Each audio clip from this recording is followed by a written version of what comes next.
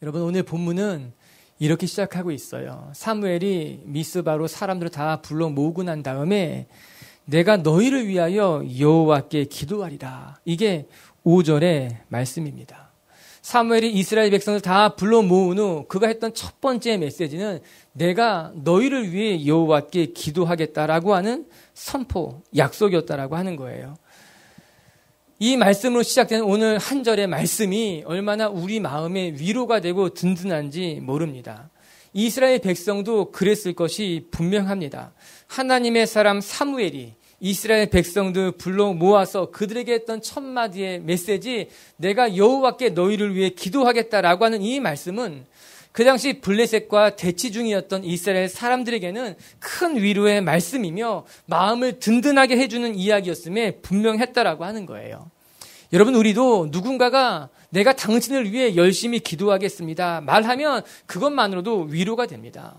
특히 영적으로 의지되는 사람이 찾아와서 내가 당신을 위해 기도할게요 말하면 그 말만으로도 위로가 되고 힘이 된다라고 하는 것이죠.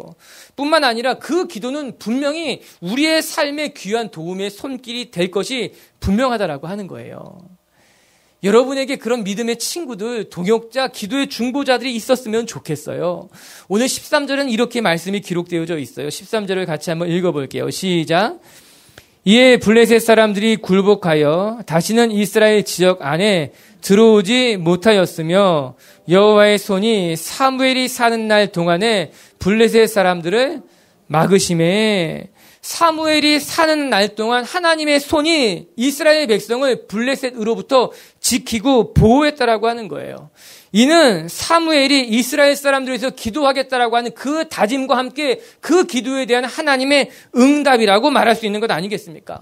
사무엘이 다짐했어요. 결단했어요. 그리고 약속했어요. 내가 너희를 위해 기도하겠다라고 약속했으며 그 기도에 따라 하나님께서 이스라엘을 블레셋 사람들의 손에서부터 한평생 동안 지키고 계시다라고 하는 사실인 겁니다. 사무엘의 기도가 힘이 있었으며 그 기도에 하나님이 함께 하셨다라고 하는 거예요. 사무엘이 이스라엘에게 얼마나 큰 영적인 영향력을 가지고 있는지도 알 수 있는 대목이라고 하는 거예요. 이처럼 사무엘은 이스라엘을 위해서 기도한 사람이었고 뿐만 아니라 이스라엘을 위해 하나님 손에서 귀하게 쓰임받은 인물이라고 하는 거예요. 그가 사는 날 동안 어느 누구도 이스라엘을 괴롭힐 수 없었으며 하나님의 손으로부터 이스라엘을 빼앗을 수도 없었다라고 하는 거예요. 여러분, 이렇게 한 사람이 깨어 있으면, 한 사람이 하나님 앞에 바로 서게 되면은 그 민족이 살게 돼 있고 역사가 바로 서게 돼 있다라고 하는 거예요. 이것이 사무엘의 영향력이고 사무엘의 힘이라고 하는 거예요. 전 말씀을 보면서 에스겔의 말씀이 생각이 났어요. 에스겔서 22장 30절 말씀에 보게 되면은 하나님이 탄식하시면서 말씀하시기를 이 땅을 위하여 성을 쌓으며 이 성이 무너진 데를 막아설 자가 누구냐? 하나님이 탄식하시면서 말씀하셨습니다. 이스라엘이 무너지고 있는데 이 하나님의 성이 무너지고 있는 이 성을 막아설 자가 누구냐라고 하는 거예요. 오늘 사무엘을 들여다보면서 이 사무엘이 하나님 앞에 그렇게 쓰임받은 인물이라고 하는 거예요. 이스라엘이 무너지는 것 가운데 하나님의 말씀을 잃어버리고 허물어진 그 가운데 사무엘은 혈혈단신 혼자 서가지고 무너진 성벽, 무너진 이스라엘을 막고 있는데 그에게 쓰임받은 인물이라고 하는 거예요. 오늘과 집사를 세우고 권사를 임직하면서 전 우리 빛의 교회 성도 한 사람 한 사람이 이렇게 여러분이 있는 자리에서 무너진 데를 막아설 수 있는 하나님의 사람들이 될 수 있게 되길 주님의 이름으로 축복합니다. 그리고 여러분의 주변에 여러분의 삶 위에 이렇게 기도하는 사람들이 있으면 얼마나 좋을까. 우리의 신앙이 무너질 때, 때로는 나의 삶이 무너질 때 그것을 위해 눈물로 기도하는 그 누군가가 있다면 하나님의 축복인 거예요. 하나님의 선물이라고 하는 겁니다. 그리고 여기서 한 걸음 더 나가서 저와 여러분이 그렇게 하나님 앞에 세워질 수 있다면 얼마나 더 감사한 일일까? 오늘 말씀처럼요, 한 사람이 바로 서면요, 민족이 바로 서게 되어 있어요. 한 사람이 제대로 믿고 온전히 순종하게 되면은 그 사람을 통해서 그의 가정이, 그의 주변이, 그가 처한 모든 것이 하나님의 영광 가운데 놓여지게 되어 있다고 합니다. 여러분, 존 낙스라는 사람은 이렇게 말했어요. 기도하는 한 사람이 기도하지 않은 한 민족보다 강하다는 겁니다. 또한 그 사람이 말씀하기를 무릎 위에 놓인 나라가 무기 아래에 놓인 나라보다 강하다라고 하는 거예요. 기도하는 사람의 영향력이 얼마나 힘 있는가를 보여주고 있는 말씀 아닙니까?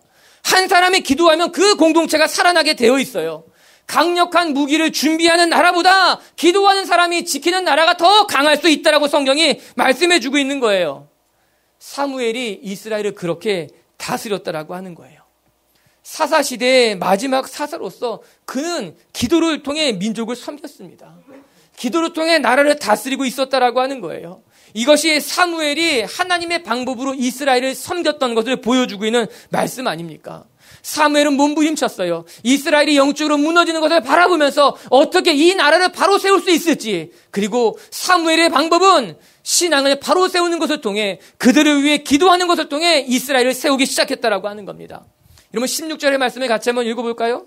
16절은 이렇게 기록되어 있죠. 시작. 해마다 베달과 길갈과 미스바로 순회하여 그 모든 곳에서 이스라엘을 섬겼고, 여러분 사무엘이요 가만히 있었던 것이 아니라 무너진 이스라엘을 회복하기 위해서 매해마다 베달로, 길갈로, 미스바로, 그리고 자기 고향 라마로 돌아가면서 영적인 투어를 했다라고 하는 거예요. 각 지역 거점을 돌아다니면서 사람들을 모아 회개시키고 말씀을 전하고 기도하는 일들을 끊임없이 이어갔다라고 하는 것입니다. 빛의 교회 성도 여러분, 사무엘은요 어떻게 해야지 이스라엘이 회복될지를 정확히 알고 있었던 사람입니다. 어떻게 하는 것이 이스라엘을 지키는 것인지 누구보다 잘 알고 있었어요.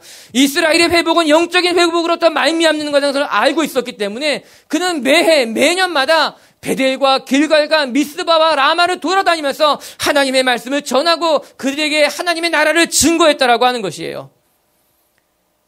빛의 교회 성도 여러분, 우리들의 삶에도 참된 회복이 언제 일어나는가?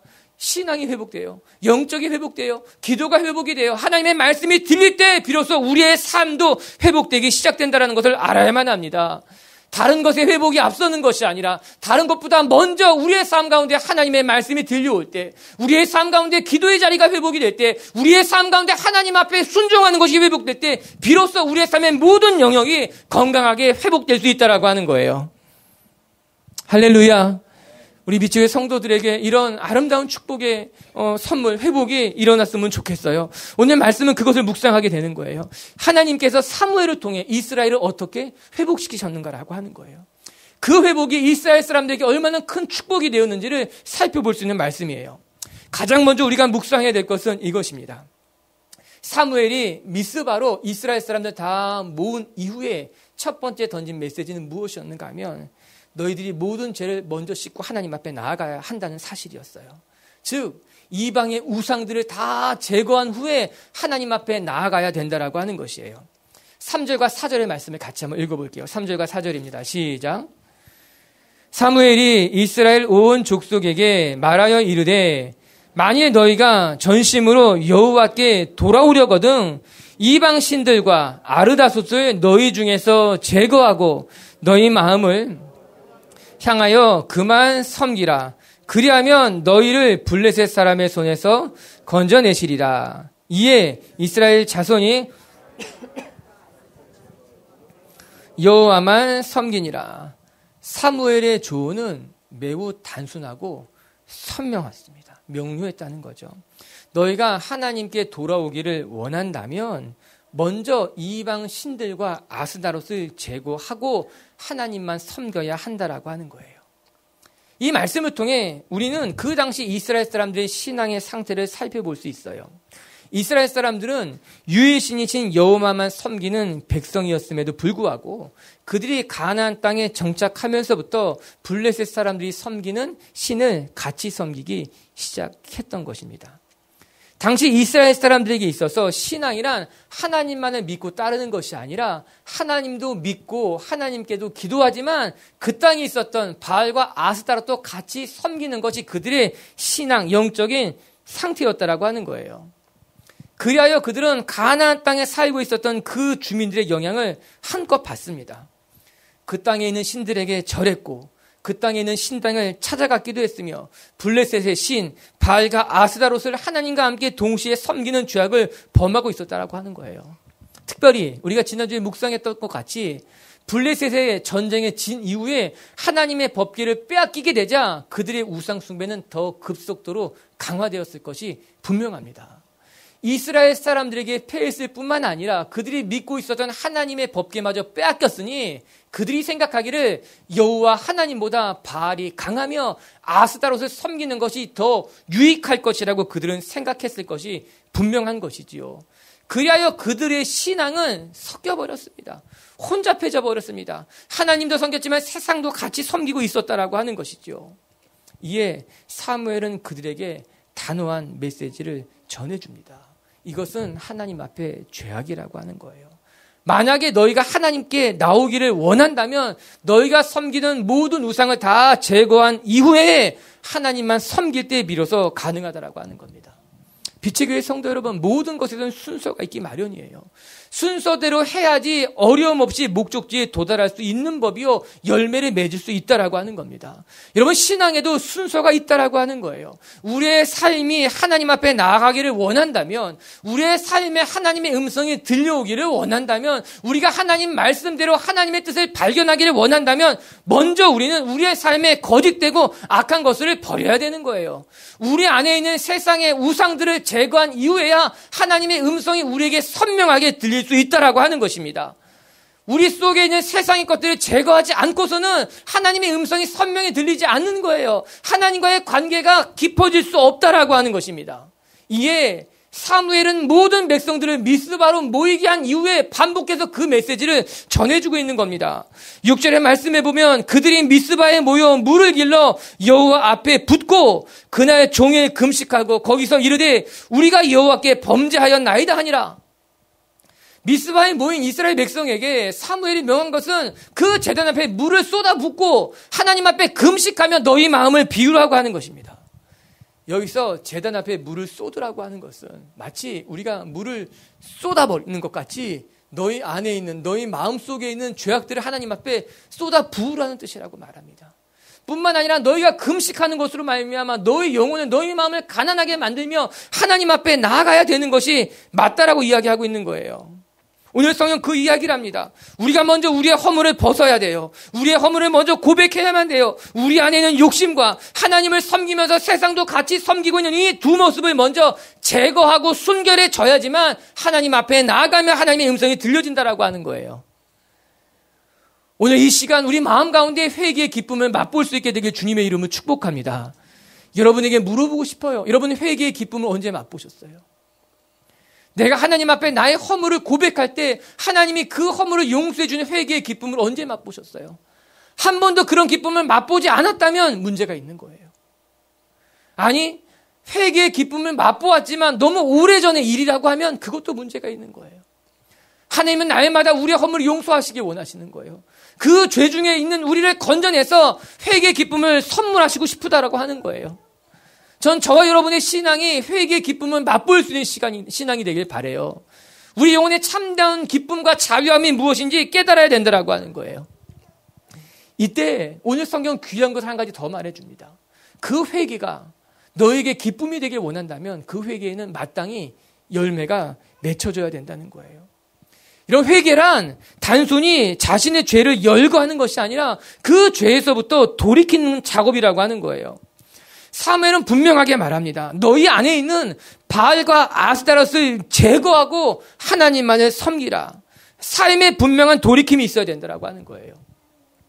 이 말씀은 요한이 세례를 받기 위해 나왔던 바리새인들과 서기관들에게서 한 말에서부터 분명히 찾을 수 있어요. 세례 요한은 이렇게 말하지 않습니까? 너희가 회개에 합당한 열매를 맺어야 한다라고 하는 거예요.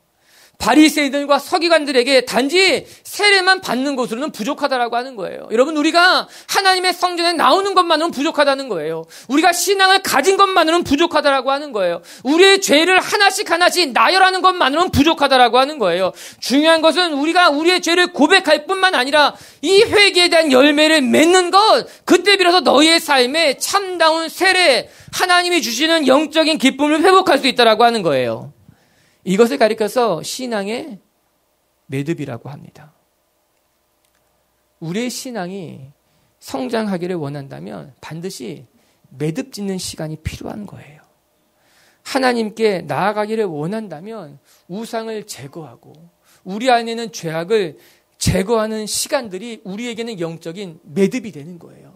그리고 그 매듭을 붙잡고 한 가지 한 가지 우리의 신앙이 전진할 수 있게 된다라고 하는 거예요.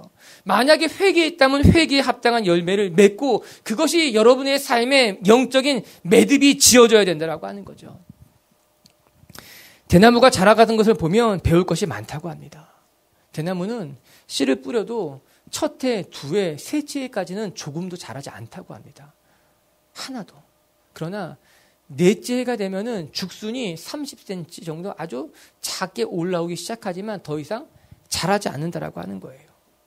4년이 지나도. 그러나 5년째가 되면은 놀랍게 무려 하루에 1m씩 쑥쑥 자라가게 된다라고 합니다. 이런 것을 가리켜서 이렇게 폭발적으로 성장하는 그것이 퀀텀 리프라고 그렇게 사람들이 이야기하더라고요. 이렇게 하루에 1m씩 쑥쑥 자라갈 수 있는 이유는 대나무 마디마디마다 생장점이 있어서 그 마디마디마다 성장하기 때문에 감당할 수 있는 일이라는 거예요. 그래서 사람들 가운데 성장이 더딘 사람들을 바라보며 그렇게 위로하는 거죠. 아마 대나무 같이 처음에는 성장이 보이지 않는 것 같지만 때가 되면 하나님의 때가 되면 급속도로 자라게 될 거야. 그래서 아주 높이 아름답게 뻗어가게 될 거다. 사람들이 그렇게 위로하는 것을 보곤 합니다. 여러분, 이렇게 대나무가 곧장 하늘로 뻗어 올라갈 수 있는 이유가 어디 있다고 생각합니까? 그것은 대나무마다 마디가 지어져 있기 때문이라고 하는 거예요. 만약 대나무에 마디가 없다면 그렇게 곧게 뻗을 수 없다는 거죠. 꺾여지거나 휘어지거나 삐뚤어질 수밖에 없지만 대나무마다 마디마디가 메어져 있기 때문에 꺾이지 않는다는 거죠. 휘어지지 않는다는 거죠. 삐뚤어지지 않고 똑바로 자랄 수 있다고 사람들은 그렇게 이야기합니다. 우리 신앙에도 마디가 필요한 거예요. 우리의 신앙이 건강하게 성장하기를 원한다면 그때그때마다 매듭을 잘 지어주고 그것이 마디가 되어서 우리를 영적으로 성장시켜주는 하나님의 통로가 되어야 된다라고 하는 거예요. 여러분, 어떤 사람이 신앙이 잘 자라는지 아십니까? 매듭을 잘 짓는 사람들이 잘 자랍니다. 자기의 삶에 어떤 사건을 만나고 나서 그 사건을 잘 매듭 짓는 사람이 성장이 빠릅니다.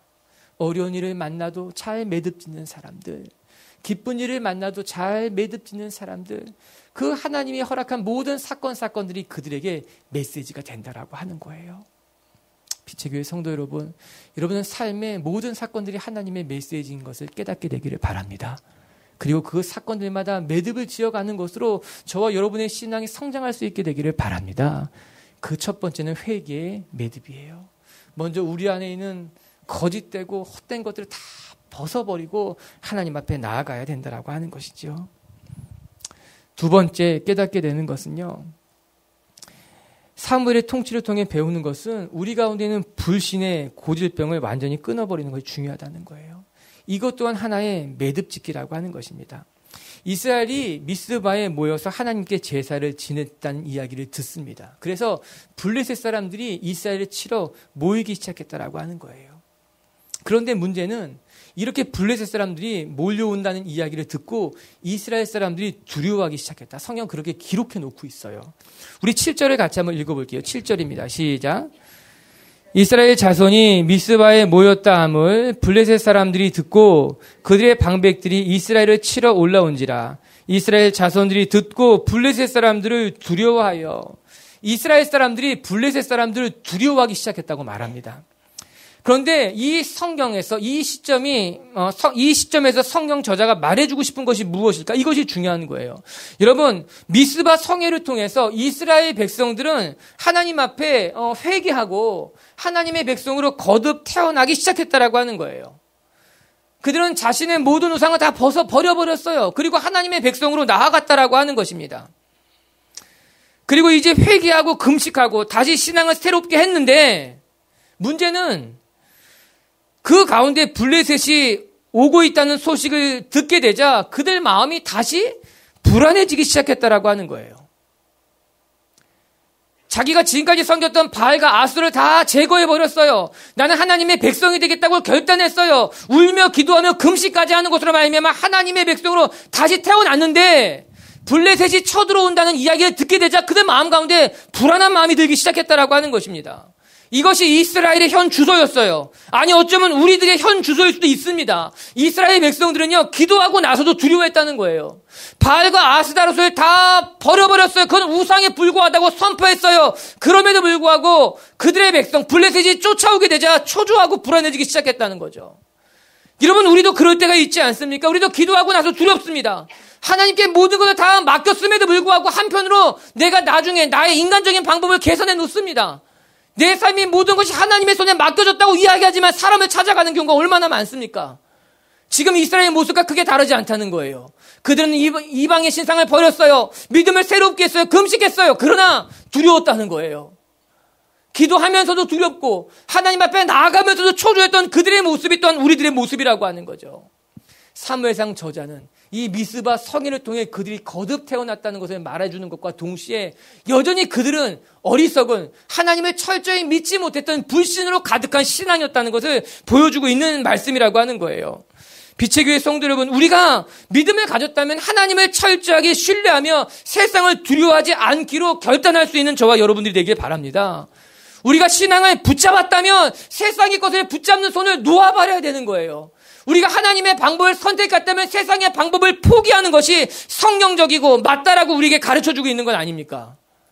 그거 하나님의 방법이에요. 하나님의 뜻이에요. 하나님의 길이라고 하는 거예요. 오늘 말씀을 통해 하나님께서 어떻게 블레셋을 무찌렀는가가 중요합니다. 오늘 말씀을 보게 되면 하나님께서 블레셋을 무찌름에 있어서 큰 우레를 통해 블레셋을 쫓아버렸다고 말합니다. 10절의 말씀을 보게 되면요, 하나님께서 큰 우레를 그들 가운데 내려보내사 그들이 도망치기 시작했다라고 하는 거예요. 여러분, 큰 우레를 통해서 하나님은 그들을 왜 무찌르신 것일까요? 이 세상은 힘 있는 사람이 승리하게 되어 있어요. 전쟁은 강한 자가 이기게 되어 있어요. 그것이 이 세상의 전쟁이고 방법이라고 하는 거예요. 그런데 하나님께서 블레셋과의 전쟁에서 이스라엘을 승리하게 하신 방법이 어떤 방법이었는가 하면은 이스라엘의 손을 강하게 해서 이기게 한 것이 아니라 우레를 통해 초자연적인 방법을 통해서, 즉 하나님께서 이 전쟁에 하나님의 존재감을 확실히 보여주셨다고 하는 겁니다. 이스라엘이 이 전쟁에서 이긴 것이 너희가 강해서 이긴 것이 아니라 하나님께서 너희를 이기게 하신 것이라고 하나님이 철저하게 보여주신 거예요. 그 증거가 우레라고 하는 거예요. 성경을 찾아보면요, 종종 하나님께서 의도적으로 이렇게 행하실 때가 있습니다. 이것은 하나님의 기적이라는 것을 의도적으로 강하게 보여주실 때가 있다라고 하는 거죠. 기드온의 300용사가 대표적인 예예요. 기드온과 미디안 사람들이 만나 싸우게 될 때 하나님께서 이스라엘 백성들을 자꾸 돌려보냅니다. 처음에는 32,000명이라는 사람이 나왔지만 하나님은 그들을 다 돌려보냅니다. 너무 많다는 거예요. 다 돌려보내고 결국 몇 명을 남기시는가? 300명만 남겼다는 겁니다. 300명을 왜 남기셨는가? 하나님은 그리고 이렇게 말씀하십니다. 그에게 말하기를, 이는 이스라엘이 나를 거슬러 스스로 자랑하기를 내 손이 나를 구원하였다 할까 함이라. 하나님의 계획은요, 만약에 너희 숫자가 많다면 이 전쟁에서 이긴 것이 너희 힘으로 이겼다 착각할 수 있기 때문에 사람들 다 돌려보냈다는 거예요. 300명이라는 숫자는 그들이 이길 수 없는 숫자라고 하는 겁니다.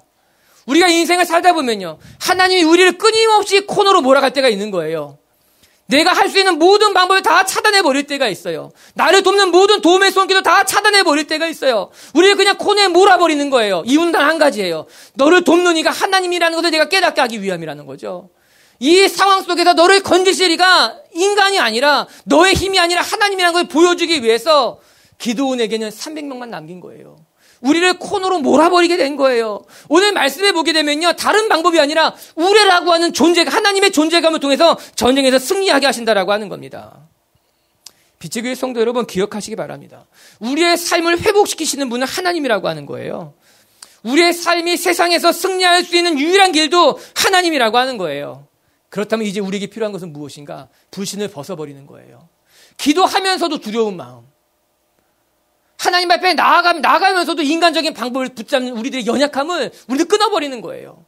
그리고 온전히 하나님만을 신뢰하며 하나님의 뜻이 우리 삶 가운데 이루어지기를 기다린 것이 우리에게 필요한 일이라고 하는 거예요. 빛의 교회 성도 여러분, 첫 번째 매듭이 회개의 매듭이라면 두 번째 매듭은 우리 가운데 있는 모든 불신의 고리를 끊어버리는 거예요. 철저히 하나님을 신뢰하는 저와 여러분들이 되길 주님의 이름으로 축복합니다. 세 번째 깨닫게 되는 것은 우리가 세 번째 지어야 될 믿음은 무엇인가 하면 하나님의 은혜를 기억하는 거예요. 11절과 12절의 말씀을 같이 한번 읽어볼게요. 11절과 12절. 시작. 이스라엘 사람들이 미스바에서 나가서 블레셋 사람들을 추격하여 뱃갈 아래에 이르기까지 쳤더라.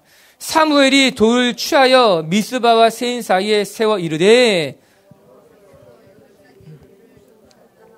그 이름을 에벤에셀이라 하니라. 하나님이 임하셔서 이스라엘이 블레셋을 물리쳤다고 합니다. 미스바에서 뱃갈 아래까지 내려가 블레셋 사람을 다 쫓아내버린 거예요. 물리쳐버린 거예요. 그리고 블레셋 사람들에게 빼앗겼던 도시들을 되찾아왔다라고 하는 거예요. 그리고 그 끝자락에 경계선에 돌을 세우고 비석을 세우고 그 돌의 이름을 그 지역을 가리켜서 에벤에셀이다. 하나님이 여기까지 우리를 도우셨다는 뜻입니다. 정말 멋진 고백 아닙니까? 하나님이 우리를 도우셔서 이들을 이 자리까지 쫓아내버렸다는, 여기까지 우리를 도와주셨다라고 하는 거예요. 그것이 경계선이 됐어요. 블레셋과 이스라엘의 경계선이 됐어요. 신앙의 경계선이 돼버렸어요. 하나님의 사인이, 표적이 세워진 자리가 됐다라고 하는 것이에요. 그리고 사무엘은 그곳에 비석을 세우고 이스라엘 사람들에게 선포합니다. 하나님이 우리를 지키셨다는 것을 기억하라라고 하는 거예요. 하나님이 이곳까지 우리를 돌보셨다는 것을 잊지 말라라고 기념비를 세웠다라고 하는 거예요. 우리 신앙의 문제가 뭔지 아십니까? 우리 신앙의 문제는 우리가 너무 쉽게 잊어버린다는 거예요. 들어오는 데는 문제가, 인컴에는 문제가 없어요. 하나님께서 우리에게 날마다 은혜를 베푸셔요. 우리가 경험해요. 하나님 우리를 돌보는 것도 경험해요. 근데 문제는 아웃풋이에요. 받은 은혜만큼 다 잃어버리는 거예요. 하나님의 말씀을 받아요. 그런데 그 말씀을 잃어버리는 거예요. 하나님의 은혜를 경험해요. 그런데 그것도 잃어버리는 거예요. 하나님의 말씀이 내 마음에 바뀌었지만 그것이 또 사라져버리는 거예요. 오늘 사무엘은 인간의 연약함을 너무나 잘 알고 있었어요. 이스라엘은 잘 잊어버리는 자들이다. 그들은 잘 까먹는 사람이다. 그래서 에벤에셀 비석을 세워놓습니다. 이 지역을 에벤에셀이라 하라. 그리고 하나님이 행하신 것을 결코 잊지 말라고 말씀해주고 있는 거죠. 과거에 여기에서 너를 구했다는 거예요. 과거에 여기에서 하나님이 너에게 임했다라고 하는 거예요. 하나님이 너를 돌보셨다라고 하는 거예요. 빛의 교회 성도 여러분, 잊지 마십시오. 하나님이 여기까지 여러분을 지키신 것을 잊지 마십시오. 그리고 돌아보면 여기서 함께 예배드린 게 감사한 거예요. 우리가 건강해서 이 자리에 나와 있는 게 감사하죠. 우리 가운데 신앙을 잃어버리지 않고 이곳에서 하나님을 예배할 수 있다는 것이 감사한 것이죠. 우리가 아직 여기 살아있다는 것이, 여기 하나님을 예배할 수, 이게 여기까지 우리를 도왔다는 거 얼마나 큰 축복인지 몰라요. 오늘 이 자리를 나가면서 여러분 마음 가운데 감사의 제목이 발견될 수 있게 되길 바라요. 에베네셀의 하나님, 하나님 날 여기까지 도우셨다는 이 믿음의 고백이 우리의 고백이 되길 바라고, 이 신앙의 매듭으로 말미암아 저 여러분이 성장하는 시간이 되길 주님의 이름으로 축복합니다. 말씀을 마칠게요, 여러분. 여러분, 우리의 신앙에는요, 매듭이 필요합니다. 매듭을 잘 지을 때 우리 신앙이 성장할 수 있게 되는 거예요. 오늘 성경은 우리에게 말씀해 주고 있어요. 가장 첫 번째, 회개의 매듭을 맺어야 된다는 겁니다. 여러분, 아직 포기하지 못한 것이 있다면, 아직 하나님 앞에 내려놓지 못한 죄가 있다면 하나님 앞에 나가기 전에 회개하십시오. 회개하는 자만이 주님의 음성을 듣게 됩니다. 우리의 마음을 비우면 하나님의 음성이 선명하게 들리게 되어 있습니다. 두 번째, 불신의 고리를 끊어버리십시오. 기도하면서도 두려워하는 사람들, 하나님을 붙잡고도 세상의 방법을 또 붙잡는 사람들, 하나님을 의지하면서도 사람을 의지하는 이 고질적인 질병, 여러분, 그건 불신이에요. 믿음이 아니에요. 우리가 이 불신의 고질적인 질병을 끊어버리고 신앙의 매듭을 졌으면 좋겠어요. 그리고 세 번째, 하나님의 은혜를 기억하시자. 에베네셀의 하나님, 우리를 도우신 하나님, 저 여러분에게 이 은혜가 있게 되기를 주님의 이름으로 축복합니다.